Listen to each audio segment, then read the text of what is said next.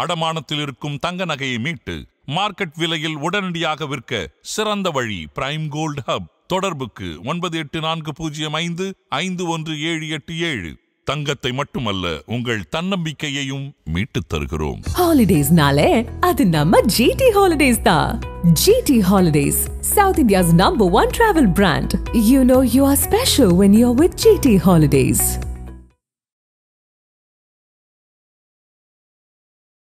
Sir, Sengottaiyan அவர்கள் மீண்டும் ஒரு வெடியை கொளுத்தி போட்டிருக்காரு. வருகிற செப்டம்பர் 5ஆம் தேதி கோபிச்செட்டிப்பாளையம் கிளைக்கழகம், அதாவது அங்கே இருக்கக்கூடிய மாவட்ட கழக அலுவலகத்தில் நான் உண்மையை உடைச்சு பேச போகிறேன், என்னுடைய மனக்குமுறலை பேச போகிறேன் அப்படின்னு ஒரு செய்தியாளர் சந்திப்பில் இதை சொல்லியிருக்காரு. கட்சியில் எல்லோருமே மதிக்கக்கூடிய ஒருவராகத்தான் இதுவரையிலும் திரு செங்கோட்டையன் இருக்கிறார். அவருடைய போக்கு என்பது மிக அமைதியாக இருக்கும். பண்பாளர், பண்பட்டவர், பக்குவமானவர். எந்த ஒரு முடியும் தடாலடியாக எடுக்க மாட்டார். தனக்கு பல வாய்ப்புகள் வந்த போதும் கூட அது பொறுமையாக இருந்துதான் அந்த வாய்ப்புகளை பெற்றார். மரியாதைக்குரிய திரு எடப்பாடி பழனிசாமி தலைமைக்கு பிறகு அவர் கொஞ்சம் கொஞ்சமா புறக்கணிக்கப்படுகிறார். அப்படின்னு சார் புறக்கணிக்கப்படுறாரு. எடப்பாடி அவர்கள் வந்த பிறகு அமைச்சராக இருந்தாரு, இப்போ MLA சீட் கொடுத்துருக்காரு. அப்படி என்ன புறக்கணிச்சிட்டாரு செங்கோட்டையன் எடப்பாடி? ஒரு கட்சியினுடைய மூத்த முன்னோடிகள் 6 பேர் தன்னை சந்தித்ததும் கட்சி ஒருங்கிணையும் என்று பேசியதும் வலியுறுத்தியதும் பச்சை பொய்ன்னு சொன்னா என்ன தலைவர் இவரு? அவர் போற எல்லா தொகுதிகளிலும் நல்ல கூட்டம், ஒரு 100 தொகுதிகளுக்கு மேல வந்து கிராஸ் ஆகிட்டாரு. எடப்பாடி வருகையின் காரணமாக கட்சி தொண்டர்கள் ரொம்ப சந்தோஷமா இருப்பதாக கிரவுண்ட் ரிப்போர்ட் வருது. இதை விட வேற என்ன சார் எடப்பாடி பண்ணணுங்கிறீங்க? இந்த எடப்பாடி பழனிசாமிக்கு வருகிற கூட்டம் ஓட்டாக மாறாது. ஒன்றுபட்ட அதிமுக தான் வலிமை மிக்கதாக இருக்கும். அப்படி வலிமை மிக்க ஒன்றுபட்ட அதிமுக என்று வந்தால்தான் இது வெற்றிக்கான அணி என்று மற்ற கட்சியில் இங்க வருவாங்க. சரி, இது வரைக்கும் எடப்பாடி சொல்றாருல மிகப்பெரிய வலுவான கூட்டணி, மெகா கூட்டணியை கட்டமைப்புன்னு யாராவது வந்திருக்காங்களா? செங்கோட்டையனை இயக்குவது பாஜகவா? ஏன்னா கடந்த முறை இந்த நிர்மலா சீதாராமன் அவர்களை பார்த்துட்டு இந்த மாதிரியான எடப்பாடிக்கு எதிரான சில குரல்களை வந்து எழுப்பினாரு. அதுக்கப்புறம் அமைதியா போயிட்டாரு. இதுக்கு பின்னாடி பாஜக இருக்குங்கிற சந்தேகம் இருக்கு. 5ஆம் தேதி என்ன சார் செங்கோட்டையன் செய்ய வாய்ப்பு இருக்கு? இது ஒரு இறுதி எச்சரிக்கை. எடப்பாடிக்கு இது இறுதி எச்சரிக்கை. அதாவது பிரிந்து போனவர்களை ஒன்று சேர்க்கணும் தான். ஆமா ஆமா, ஒன்றிணைந்த அதிமுக தான் வெற்றி பெறும். ஆதனையர்களுக்கு அன்பு வணக்கம். இன்று நம்மோடு மூத்த பத்திரிகையாளர் திருமிகு துரை கருணா அவர்கள். வணக்கம் துரை கருணா சார். வணக்கம் சகோதரர். நலமா இருக்கீங்களா? நலமா இருக்கேன். மகிழ்ச்சி சார். நானும் நலமா இருக்கேன். மகிழ்ச்சி சார். சார், செங்கோட்டையன் அவர்கள் மீண்டும் ஒரு வெடியை கொளுத்தி போட்டிருக்காரு. வருகிற செப்டம்பர் 5ஆம் தேதி கோபிச்செட்டிப்பாளையம் கிளைக்கழகம், அதாவது அங்கே இருக்கக்கூடிய மாவட்ட கழக அலுவலகத்தில் நான் உண்மையை உடைச்சு பேச போகிறேன், என்னுடைய மனக்குமுறலை பேச போகிறேன் அப்படின்னு ஒரு செய்தியாளர் சந்திப்பில் இதை சொல்லியிருக்காரு. ஏற்கனவே செங்கோட்டையன் வர்சஸ் எடப்பாடி பல்வேறு விஷயம் பேசியாச்சு. அதில் நான் வந்து எடப்பாடி தலைமையை ஏற்றுக்கிறேன் அப்படிங்கிறலாம் பெல்ட்டியெல்லாம் அடித்தார் செங்கோட்டையன் அவர்கள். மீண்டும் மறுமுறை வந்து இப்பேற்பட்ட ஸ்டேட்மெண்ட்டை சொல்கிறாரு. உண்மையாலுமே கட்சிக்குள்ளே என்ன நடந்துகிட்டு இருக்கு? எடப்பாடி அவர்களை மீறி விட்டாரா செங்கோட்டையன் அவர்கள்? எடப்பாடியுடைய தலைமையின் மீது சந்தேகப்படுறாரா செங்கோட்டையன்? ஏன் இப்படிப்பட்ட ஸ்டேட்மெண்ட்டை இப்போ கொடுத்துருக்காரு? இதுக்கு என்ன காரணம்? அனைத்து இந்திய அண்ணா திராவிட முன்னேற்ற கழகத்தை பொறுத்தளவில் மரியாதைக்குரிய திரு செங்கோட்டையன் அவர்கள் வந்து ஒரு முதன்மை நிர்வாகின்னே சொல்லலாம். அண்ணா திராவிட முன்னேற்ற கழகம் 72 தொடங்கிய காலம் தொட்டு புரட்சித் தலைவர் எம்ஜிஆரோடு அணுக்கமாக இருந்தவர். கிட்டத்தட்ட 1977 தேர்தலிலிருந்து 8-9 முறை சட்டமன்ற உறுப்பினராக தேர்ந்தெடுக்கப்பட்டு அமைச்சராக இருந்தவர். கட்சியினுடைய பல்வேறு பொறுப்புகளில் அமைப்பு செயலாளர், கொள்கை செயலாளர், தலைமை நிலைச் செயலாளர் என்று பல்வேறு பொறுப்புகளில் வைத்தவர். அண்ணா திராவிட முன்னேற்ற கழகத்திலே பயணிக்கிற இந்த கிட்டத்தட்ட இன்றைக்கு இருக்கிற 2 கோடி உறுப்பினர்களுக்குமே அறிமுகமான ஒருவர், பரிச்சயமானவர், மிகவும் பரிச்சயமானவர். நான் கேள்விப்பட்டிருக்கேன் சார். அதிமுக கிளைக்கழகம் சாதாரண கிராமமாக இருக்கும். அங்கே உள்ள நிர்வாகி பேர் கூட வந்து செங்கோட்டையன் அவர்களுக்கு தெரியும். அவரால் பயன்பெற்ற நிர்வாகிகள் வந்து அந்த கிளைக்கழகத்தில் இருப்பாங்கன்னு வந்து ஒரு சில பேராக சொல்லியிருக்காங்க. அதெல்லாம் உண்மைதானா சார்? 100க்கு 100 உண்மை. இன்றைக்கு இருக்கிற கட்சி மாவட்ட 82 மாவட்ட செயலாளர்கள், கட்சியினுடைய கிட்டத்தட்ட ஒரு 60-70க்கும் மேற்பட்ட அமைப்பு செயலாளர் உட்பட தலைமை கழக நிர்வாகிகள் 100க்கும் மேற்பட்டவர்கள்.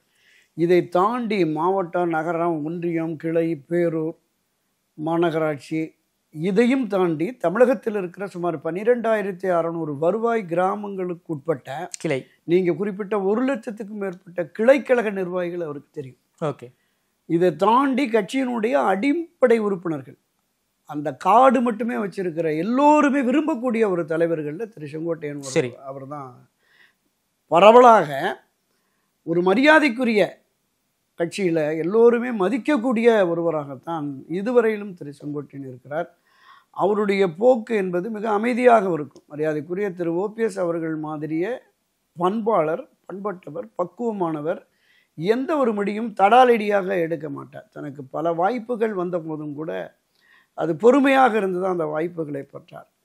ஒரு முறை கட்சியிலிருந்து பொறுப்புகளிலிருந்து அவர் செல்வி ஜெயலலிதாவால் விலக்கப்பட்ட காலத்தில் கூட பல பேர் திராவிட முன்னேற்ற கழகத்தில் இருக்கிற மிக முக்கிய பிரமுகர்கள்லாம் வந்து அவர் அழைச்சாங்க. இங்கிருந்து திமுகவுக்கு போன திரு முத்துசாமி, ரகுபதி, KKSR போன்றவர்கள்லாம் வாங்க, இனி உங்களுக்கு அங்கே என்ன மரியாதை இருக்குன்னு கேட்டபோது, அண்ணா திராவிட முன்னேற்ற கழகத்திலிருந்து ஒருபோதும் நான் வெளியேற மாட்டேன், என்னை வெளியேற்றினாலும் கூட நான் இங்கே தான் இருப்பேன், இந்த கரைவேட்டியை கழட்ட மாட்டேன் அப்படிங்கிற உறுதிப்பாட்டோடு பயணித்தவர். ஓகே. இந்த இருவரும் தலைவர்கள், மரியாதைக்குரிய அண்ணா திராவிட முன்னேற்ற கழகத்தினுடைய நிறுவன தலைவர் புரட்சித் தலைவர் எம்ஜிஆர், செல்வி ஜெயலலிதா, இந்த இருவரும் தலைவர்களின் மிக மிக நம்பிக்கையை பெற்றவர் திரு செங்கோட்டை அவர்கள். நீங்கள் 1988 செப்டம்பர் தொடங்கி 1989 நடைபெற்ற சட்டப்பேரவை தேர்தல் வரையிலும் தமிழகம் முழுவதும் மரியாதைக்குரிய செல்வி ஜெயலலிதா அவர்கள் ஒரு மாவட்டத்துக்கு 4 நாள் 5 நாள் சுற்றுப்பயணம் போவாங்க. இந்த சுற்றுப்பயண திட்டத்தை வடிவமைத்து இதை முழுமைப்படுத்தியதில் திரு செங்கோட்டையன் அவர்களுக்கு மிகப்பெரிய பொறுப்பு, பெரிய அளவில் பங்கேற்பு. நான் அந்த சுற்றுப்பயணத்தில் நமது எம்ஜிஆர் பத்திரிகையினுடைய செய்தியாளர் என்கிற முறையில் நான் தொடர்ந்து பயணித்தேன். திரு செங்கோட்டையன் அவர்கள் ஒரு மாவட்டத்துக்கு 4 நாள் 5 நாள் இருக்கும். அந்த 5 மாவட்ட செயலாளர்கள் அந்த மாவட்டத்துக்குட்பட்ட நகர ஒன்றிய பேரூர் நிர்வாகிகளை கூப்பிட்டு ஒவ்வொரு நாளுமே அமர்ந்து 2 மணி நேரம் 3 மணி நேரம் பேசி ரூட் போடுவாங்க. சரி, எத்தனை இடங்களுக்கு போக முடியும், போகிற வழியிலே திரும்ப வர்ற மாதிரி இருக்கக்கூடாது, அந்த மாதிரி போட்டு ரூட் மேப் போட்டு ஓகே, ஒரு நாளைக்கு இத்தனை இடங்களில் கொடியேற்றுவோம், இத்தனை இடங்களில் பேசுவோம் அப்படிங்கிற மாதிரி அந்த இடத்த மாவட்ட நிர்வாகிகள் அந்த பகுதி நிர்வாகிகளோட போய் பார்ப்பார்.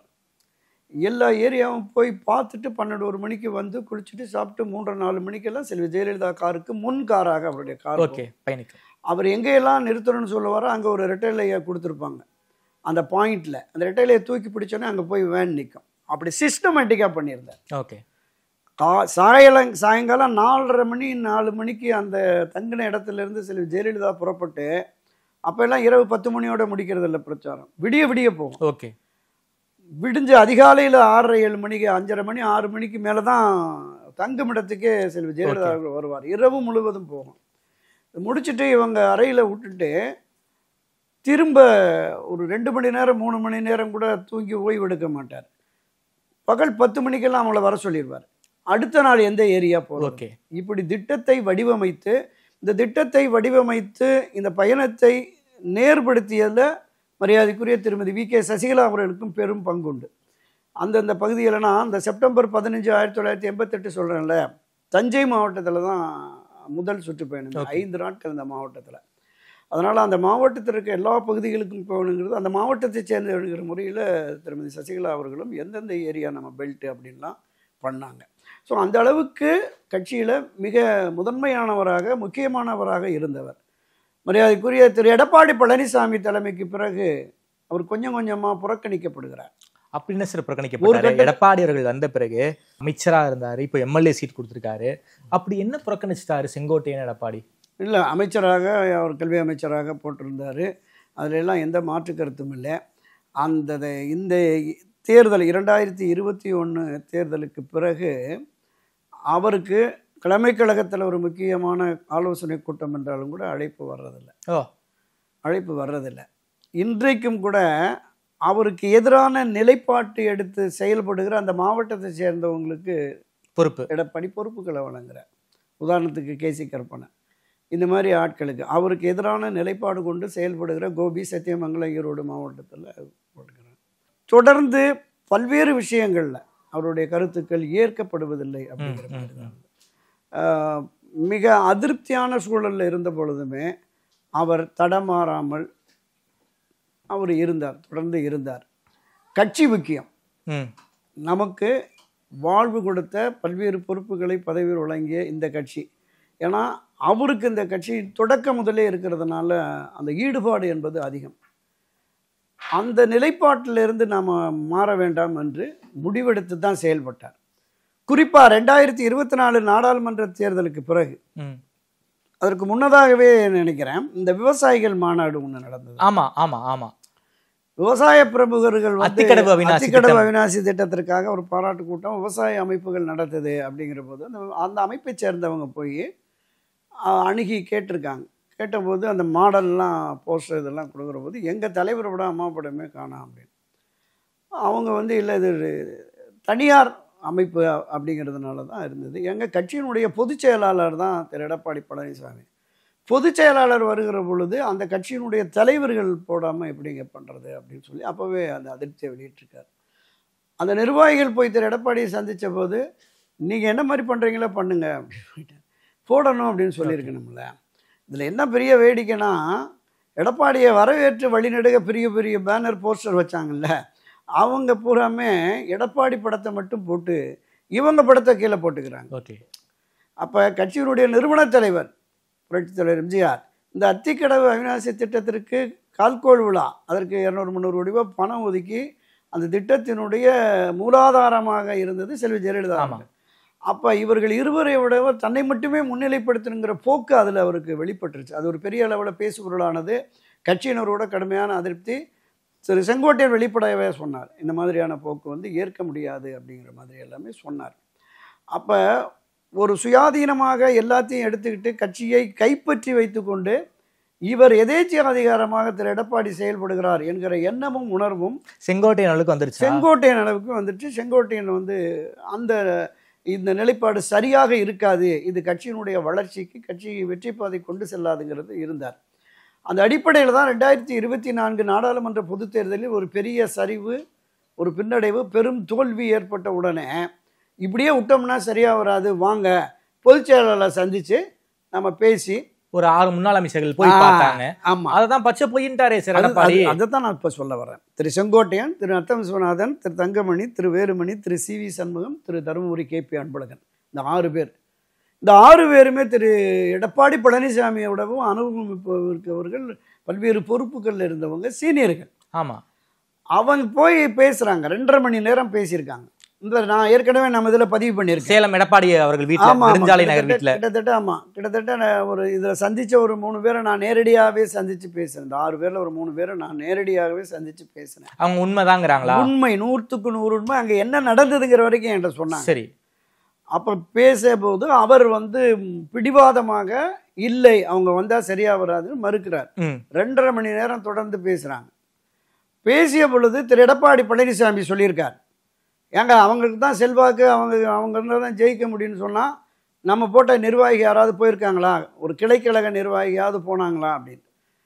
அப்போ இவங்க சொல்லியிருக்காங்க, சார் உண்மைதான், நாம் போட்ட நிர்வாகி 100% இருக்கிறான், ஆனால் ஓட்டு போயிடுச்சு.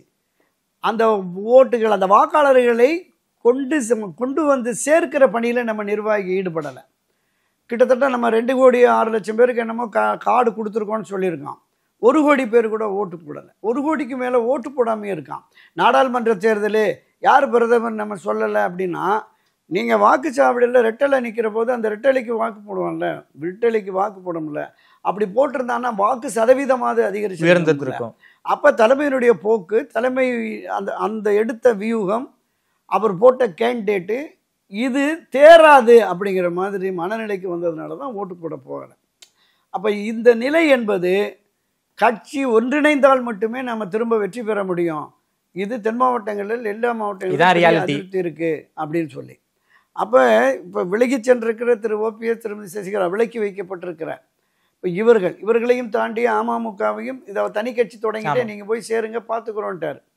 அவர் பின்னாடி அணியில் கூட கூட்டணியில் கூட வரலாம், அது வேறு விஷயம். ஆனால் இப்போதைக்கு திருமதி சசிகலா, திரு ஓபிஎஸ் அவர்களை இணைத்து நம்ம கட்சியை கொண்டு போகலாம் என்று சொன்ன பொழுது இல்லை முடியாதுங்கிறார். அப்போது நீங்களே பொதுச் செயலாளராக இருங்கள், முதல்வர் வேட்பாளராக உங்களையே அறிவிக்கலாம்.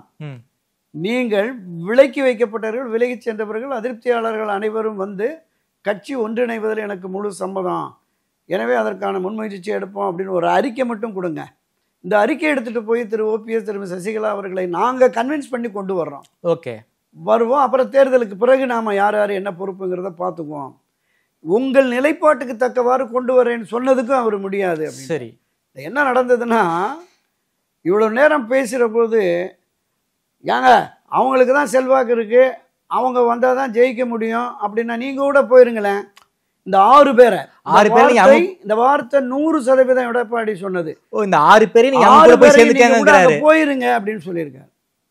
இன்னைக்கு வெளிப்படையாக சொல்கிறேன், திரு சி.வி. சண்முகம் டேபிளை தள்ளிட்டு எந்திரிச்சிட்டார். என்னங்க பேசுகிறீங்க, நீங்கள் தான் கட்சியா, நீங்கள் வச்சதான் சட்டமானு குரலை உயர்த்தின உடனே திரு செங்கோட்டையனும் திரு நத்தம் விஸ்வநாதனும் திரு சி.வி. சண்முகத்தை சமாதானப்படுத்தி அழைச்சிட்டு போயிருக்காங்க. வாங்க அப்புறம் பேசிக்குவோம் அப்படின்னு. ஓகே, 6 பேரையுமே நீங்க வந்து ஓபிஎஸ் கூடயும் சசிகலா கூடயும் போயிருங்கிறார். சரி, இது ஏன் இது உண்மை என்பதற்கு இன்னொரு காரணம் எடப்பாடி சொன்னதே சொல்றேன். சரி, 6 பேர் என்னை சந்தித்து ஓபிஎஸ் சசிகலாவை சேர்க்க வேண்டும் என்று வலியுறுத்தி பத்திரிகையில் வந்த செய்தி பச்சை பொய்ங்கிறார். ஆமா, 6 பேர் சந்தித்தது உண்மை. இதற்கான முயற்சியில நாங்க ஈடுபட்டோம்னு ஒரு ஊடக பேட்டியில மரியாதைக்குரிய திரு செங்கோட்டையனை சொன்னார். தி ஹிந்து தமிழ் நாளிதழுக்கு பேட்டி கொடுத்திருக்கிறார். ஆமா உண்மைன்னு. அப்ப ஒரு கட்சியினுடைய மூத்த முன்னோடிகள் 6 பேர் தன்னை சந்தித்ததும் கட்சி ஒருங்கிணையும் என்று பேசியதும் வலியுறுத்தியதும் பச்சை பொய்ன்னு சொன்னா என்ன தலைவர் இவரு, என்ன தலைமை பண்பு இருக்கு எடப்பாடி பழனிசாமி? நான் என்ன கேட்கிறேன், 6 பேர் வந்தாங்க, என்ன கேட்டாங்க, நான் வேண்டான்னு சொல்லிட்டேன், இப்போதைக்கு வேண்டான்னு சொல்லிட்டேன், சொல்லுங்களேன், உண்மையை பேசுங்களேன், எப்படி நம்புவாங்க? சோ அந்த மன வருத்தம் செங்கோட்டையன் அவர்களுக்கு இருக்கு, கனன்றுகிட்டு இருக்கு, தீயாக கனன்று கொண்டு. என்ன சார் முடிவெடுக்க? 5ஆம் தேதி கொழுந்து விட்டு எரிய ஆரம்பிச்சு. என்ன சார் நடக்க வாய்ப்பு இருக்கு? என்ன முடிவெடுக்க போறாரு செங்கோட்டையன்? அண்ணா திராவிட முன்னேற்ற கழகத்தை ஒருங்கிணைப்பது, ஒன்றிணைந்த வலிமை மிக்க அதிமுகவை கட்டமைத்து ஒரு வலுவான கூட்டணியை உருவாக்கி தேர்தல் களத்தில் திராவிட முன்னேற்ற கழகத்தை வீழ்த்த வேண்டும் என்கிற ஒற்றை இலக்கோடு தான் திரு செங்கோட்டையன் பயணிப்பார். எந்த மாற்று கருத்து. எடப்பாடிக்கு எதிராக சீர்வார்னு சொல்றீங்களா?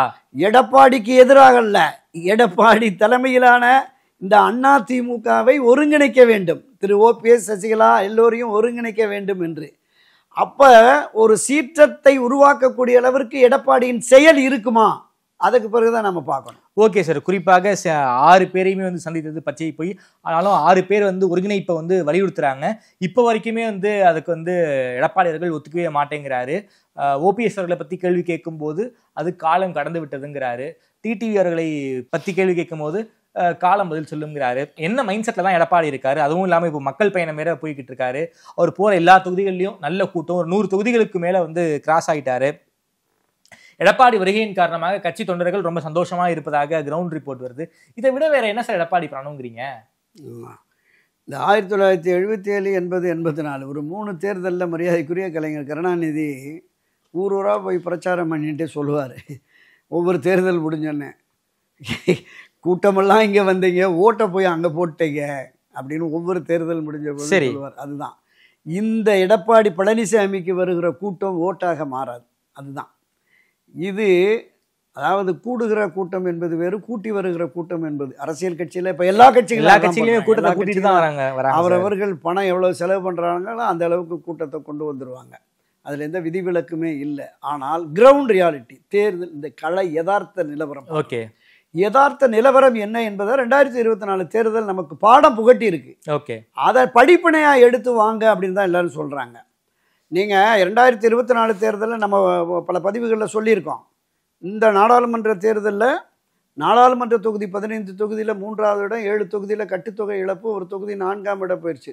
ஒட்டுமொத்தமாக 234 தொகுதிகளுடைய சட்டப்பேரவையினுடைய ரிசல்ட்டை பார்த்தா 100 தொகுதிகளுக்கு மேலே அதிமுக வேட்பாளர்கள் கட்டுத்தொகை இழந்திருக்காங்க. தென்சென்னை, கோவை உட்பட இழந்திருக்கிறாங்க. அதில் தென் மாவட்டத்தில் மிகப்பெரிய சரிவு. 100க்கும் மேற்பட்ட தொகுதிகளில் 2வது இடம் 3வது இடம் வந்திருக்கு. வெறும் 11 தொகுதிகளில் தான் வெற்றி பெற்றிருக்கிறார். அதனால தான் திராவிட முன்னேற்ற கழகம் 200+ கிளம்பி போனாங்க. ஏன்னா அவங்களுக்கு 200+ எல்லா இடத்துலையுமே வெற்றிக்கான வாக்குகள் கிடைத்திருக்கிறது. அப்போ நீங்கள் இதை, அது நாடாளுமன்ற தேர்தல், இது சட்டமன்ற தேர்தல், எனவே அதை நாங்கள் இதில் வாங்கிடுவோம் அப்படின்னு சொல்றது என்பது எடப்பாடி பழனிசாமியுடைய அந்த மனக்கணக்கு தவறாக முடியும். ஒவ்வொரு வாக்கும் மிக மிக முக்கியம். சரி, நீங்கள் கடந்த ஆட்சியில் ஒரு 3-3% தான், 3% தான் வாக்கு வித்தியாசம் இருக்கு. ஆனால் திரு ஓபிஎஸ், திருமதி சசிகலா, தினகரனுடைய ஆதரவு வாக்குகள் குறைந்தபட்சம் ஒரு 8-10% டெல்டா மத்திய மாவட்டம் தென் மாவட்டங்களில் இருக்குது. அது நாடாளுமன்ற தேர்தல் கூட எதிரொலித்தது, கடந்த சட்டமன்ற தேர்தல் எதிரொலித்தது. எனவே அந்த வாக்குகளை பெற்றால்தான் ஒன்றுபட்ட அதிமுக தான் வலிமை மிக்கதாக இருக்கும். அப்படி வலிமை மிக்க ஒன்றுபட்ட அதிமுக என்று வந்தால்தான் இது வெற்றிக்கான அணி என்று மற்ற கட்சியில் இங்க வருவாங்க. சரி, இது வரைக்கும் எடப்பாடி சொல்றாருல, மிகப்பெரிய வலுவான கூட்டணி, மெகா கூட்டணியை கட்டமைப்புன்னு யாராவது வந்திருக்காங்களா? வரல. ஊரா போறார். இந்திய தேசிய காங்கிரஸ் கட்சிக்கு அழைப்பு, கம்யூனிஸ்ட் கட்சிக்கு சிவப்பு கம்பளம் விரிக்கிற வாங்குங்கிற, அதுக்கப்புறம் அவங்களையும் திட்டுறாரு, விசிகாவை கூப்பிடுறாரு. அப்போ ஒவ்வொரு நீங்க அவருடைய அரசியல் நிலைப்பாட்டை பாருங்க. பாரதிய ஜனதா கட்சியோடு தேர்தல் உடன்பாடு ஆயிடுச்சு, உடன்பாடாகி பேச்சுவார்த்தைகள் நடந்து முடிஞ்சிருச்சு. பாரதிய ஜனதா கட்சிக்கு எதிரான கொள்கை நிலைப்பாடு கொண்ட கட்சிகளை நீங்க கூப்பிட்டீங்கன்னா அவங்க எப்படி இங்க வருவாங்க? கரெக்ட். சிபிஎம் கூப்பிடுறாரு, சிபிஐ கூப்பிடுறாரு, திருமாவை கூப்பிடுறாரு, காங்கிரஸ். ஆமா. அப்ப இந்த நிலைப்பாடு என்பது எப்படி? அதுக்கப்புறம் நான் எங்க கூப்பிட்டேன்னு கேள்வியும் கேட்கிறாரு. அது ஆமா, ஊருக்கு ஒரு பேச்சு பேசிட்டு இருக்காரு. அதுதான் இப்ப அவர் நம்பகத்தன்மையற்ற ஒரு தலைவருங்கிறதுக்கு இது எல்லாமே உதாரணம்ங்கிறேன். நீங்க அண்ணா திராவிட முன்னேற்ற கழகம் என்பது தமிழ்நாட்டில் புரட்சித்தலைவர் எம்ஜிஆர் செல்வி ஜெயலலிதா காலத்தில் மிக மிக வலிமை மிக்க தமிழ்நாட்டினுடைய ஆகப்பெரிய அரசியல் கட்சி. நம்பர் 1 அதுதான். தொண்டர்கள் பலம், கட்சி கட்டமைப்பு, உறுப்பினர்கள், மக்கள் ஆதரவு என்று. அதனால தான் மாறி மாறி 7 முறை ஆட்சி கட்சியாக இருக்கு. 31 ஆண்டுகள் இந்த தமிழ்நாட்டை ஆண்ட மிகப்பெரிய கட்சி அண்ணா அதிமுக கழகம். ஆனால் அது 1000 ஆண்டுகளை கடந்து இந்த கட்சி நின்று நிலைத்திருக்கும்னு புரட்சித்தலைவர் எம்ஜிஆர் சொன்னார். அந்த கட்சியை 52 வருஷத்திலே கீழே பின்னடைவுக்கு, சரிவுக்கு கொண்டு போயிட்டு இருக்காரு. இந்த சரிவிலிருந்து மீட்க வேண்டும் அப்படிங்கிறதுனால தான் இன்னும் தொடர்ந்து முயற்சி பண்ணிட்டு இருக்காங்க. என்ன சார் செங்கோட்டையன் 5ஆம் தேதி என்ன சார் செங்கோட்டையன் செய்ய வாய்ப்பு இருக்கு? அதுதான் சொல்லுவார். நான் குறிப்பிட்டது மாதிரி அண்ணா திராவிட முன்னேற்ற கழகம் ஒரு ஒன்றுபட்ட கழகமாக இருந்தால்தான் தேர்தல் களத்திலே திமுக வீழ்த்த முடியும். சரி, அப்படி ஒரு ஒற்றுமையை ஏற்படுத்துவதற்காக தொடர்ந்து முயற்சி மேற்கொண்டு இதுவரையிலும் பலனில்லை. எனவே இது ஒரு இறுதி எச்சரிக்கை. எடப்பாடிக்கு இறுதி எச்சரிக்கை. அதாவது பிரிந்து போனவர்களை ஒன்று சேர்க்கணும் தான். ஆமா ஆமா, ஒன்றிணைந்த அதிமுக தான் வெற்றி பெறும். எனவே ஒன்றிணைப்புக்கான முயற்சியில பொதுச் செயலாளர் இறங்கி வரணுங்கிறத வெளிப்படையா அவர் சொல்லுவார். ஓகே, அதற்கும் பணிய மறுத்தால் ஒரு தனி கட்டமைப்பு, தனி அமைப்பை திரு ஓபிஎஸ், திருமதி சசிகலா, அமமுக, செங்கோட்டையன் போன்றவர்கள் உருவாக்குவதற்கு கூட வாய்ப்பு இருக்கு. எடப்பாடி இல்லாத அதிமுகவை கூட உருவாக்க வாய்ப்பு இருக்கு. ஒரு கட்டத்தில் அது மாதிரி வந்துடும். அதாவது இந்த கட்சி என்பது தொண்டர்கள் கட்சி. தொண்டர்களுடைய உணர்வு, எண்ணத்தை மதிக்காமல் ஒரு தலைமை சென்றால் சரியான பாடம் புகட்டுவார்கள். ஓகே, அத்தகைய ஒரு நிலைப்பாட்டை உருவாக்குவதற்கு திரு செங்கோட்டையன் அவர்கள் அந்த பூனைக்கு யார் மணி கட்டுறதுங்கிற மாதிரி ஒரு நிலை இருந்ததில்ல. செங்கோட்டையன் கட்டிட்டாரா? இப்போ 5ஆம் தேதி கட்டிடுவார். அப்போ நிச்சயமாக எதிர்வினை. செங்கோட்டையன் இயக்குவது பாஜகவா? ஏன்னா கடந்த முறை இந்த நிர்மலா சீதாராமன் அவர்களை பார்த்துட்டு இந்த மாதிரியான எடப்பாடிக்கு எதிரான சில குரல்களை வந்து எழுப்பினாரு. அதுக்கப்புறம் அமைதியா போயிட்டாரு. இதுக்கு பின்னாடி பாஜக இருக்குங்கிற ஒரு சந்தேகம் இருக்கு. இல்லை, அதாவது பாரதிய ஜனதா கட்சியை பொறுத்தளவில் தேர்தல் உடன்பாடு கூட்டணி என்று வந்ததற்கு பிறகு இதில் இந்த மாதிரியான வேலைகள் செய்வாங்களா அப்படிங்கிறது நமக்கு ஒரு சந்தேகமான நிலை தான். அண்ணா திராவிட முன்னேற்ற கழகத்தை ஒருங்கிணைத்து அதை ஒரு வலுவான கூட்டணியோடு போனால் தான் திமுகவை வீழ்த்த முடியும் என்பது பாஜகவுக்கும் தெரியும். எனவே ஏற்கனவே திரு ஓபிஎஸ், திருமதி சசிகலா அவர்கள் தனியாக சென்று அவர்களும் ஒருங்கிணைப்போம், ஒன்றிணைப்போம், வென்று காட்டுவோம் அப்படின்னு அவரும் அந்த அம்மா ஒரு அறிக்கை கொடுத்தாங்க. வி.கே. சசிகலா ஒரு அறிக்கை கொடுத்தாங்க. இவரும் மரியாதைக்குரிய திரு ஓபிஎஸ் அவர்களும் ஒரு அறிக்கை கொடுத்தார். ஒன்றிணைவது மட்டும்தான் வெற்றிக்கு சாத்தியம் அப்படிங்கிறத சொல்லியிருக்காங்க. அப்போ இந்த நிலைப்பாட்டை திரு எடப்பாடி பழனிசாமி தொடர்ந்து ஏற்க மறுக்கிற பொழுது இன்னொரு பிரச்சனை உருவாகி அதன் மூலமாக எடப்பாடி தன்னுடைய அந்த தனித்தன்மையை, தலைமைத்தன்மையை இழந்து விடுவாரோங்கிற அச்சம் கூட பொதுவெளிகளில் இருக்குது. ஓகே சார், ரொம்ப நன்றி சார். குறிப்பாக 5ஆம் தேதி ஒரு பூனைக்கு வந்து மணி கட்டுவார் செங்கோட்டையன்கிறீங்க. குறிப்பாக கட்சிக்குள்ளார இருந்துக்கிட்டு எடப்பாடிக்கு வந்து மிகப்பெரிய ரிபலாக மாறுவார், அல்லது கட்சியை விட்டு வெளியே வந்து ஒரு கட்டமைப்பு உருவாக்குவார். இல்லை என்றால் எடப்பாடி இல்லாத அதிமுக உருவாகுங்கிறீங்க. 5ஆம் தேதி செங்கோட்டையன் என்ன பேசுறாருங்கிறத பார்ப்போம். பூனைக்கு மணி கட்டுறாரா இல்லை என்ன பண்றாருங்கிறத பார்ப்போம். 5ஆம் தேதி மீண்டும் சந்திப்போம் சார். மேலும் கொடுத்து பேசிய மிக்க நன்றி. நன்றி, வணக்கம்.